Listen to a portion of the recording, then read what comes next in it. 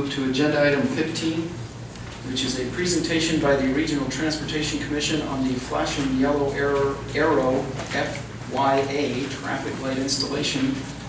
We have Mike Hand here and Julie Schaller from the RTC. Thank you for coming out. Thank you, Mr. Mayor and members of the council. It's a pleasure to be back in Mesquite again. You know, the last time I was here, we, at the request of Councilman Hafen, I gave a presentation, and we were early in the agenda, but it was the night you talked about the long drive contest. I think I could have played 18 holes by the time we got for that. Okay. So we've been asked to talk quickly about the flashing yellow arrow, and I got to say right up front that I am not the expert on this. I was involved, as we'll see, and the most eloquent thing I can say about it is on a video about the third slide in. I wrote the script for a video you're going to see that's about 60 seconds long and tells you everything you'd ever want to know about the flashing yellow arrow. And it's entertaining as well, we hope. The guys that your city council, your city staff has been working with are the freeway and arterial system of transportation experts, principally a gentleman named Clay Cottom. I talked to Clay, we exchanged emails today, and so he gave me some of the down low for here in Mesquite. You have 10 signals. You might ask, why are we doing the flashing yellow arrow? Back in 2003, the National Cooperative Highway Research Program concluded a 7-year-long study and published their report number 493 with the cumbersome title of An Evaluation of Traffic Signal Displays for Protected Permissive Left Turn Control. In a nutshell, what that said was that this configuration that you see on your 10 protected permissive signals here in Mesquite is easier to understand than the way we used to do them.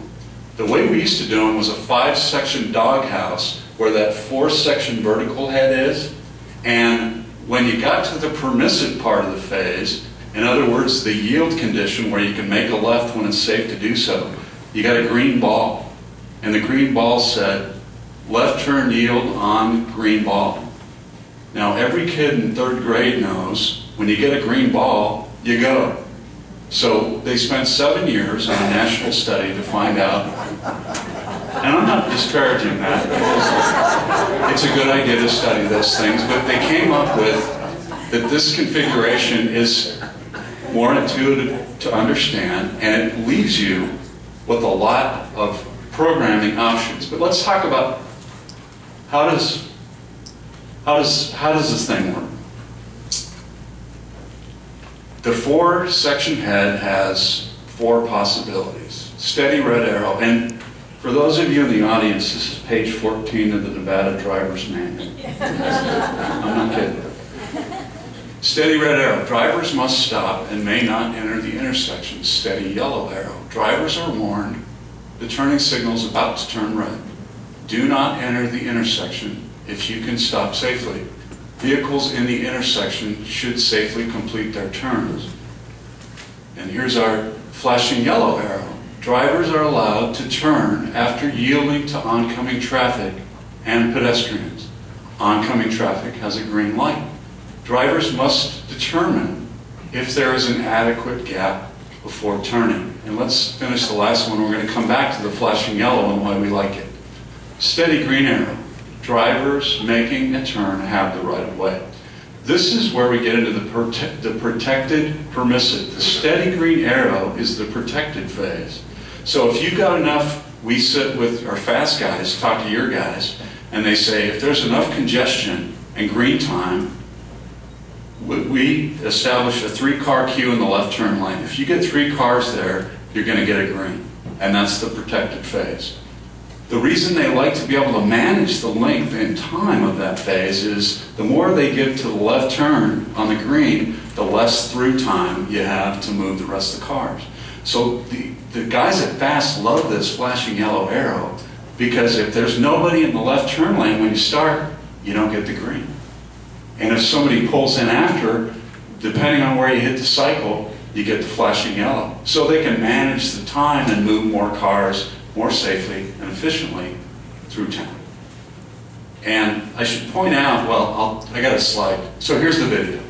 I'm going to take credit for the script and a little bit of narration on the back end, if we could play it.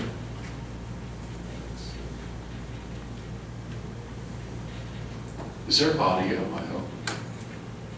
Because we're going to miss my part if we don't have audio. What's new? What's new? What's old? The left turn yield on green ball is what's old. So what's new? It's the flashing yellow arrow. Tell me more. Tell you, I can show you. Say you're going to make a left turn. On the green arrow, you turn left. A yellow arrow means the signal is going to change to red and warns you to clear the intersection. A red arrow means you stop.